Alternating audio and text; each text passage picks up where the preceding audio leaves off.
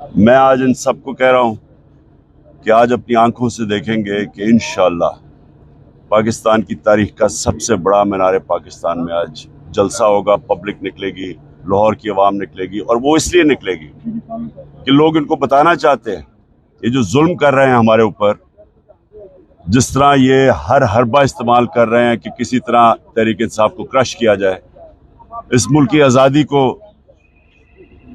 جو ایک قوم بڑے فخر سے آزاد ہوئی تھی، اس آزادی کو انہوں نے بالکل ختم کر دیا ہے۔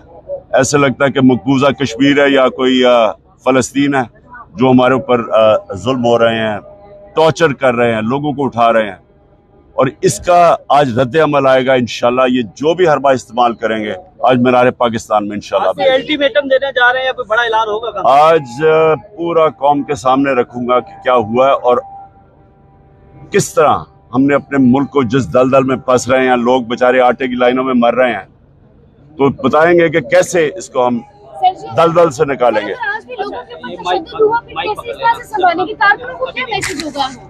دیکھیں، تشدد ظلم ہو رہا ہے،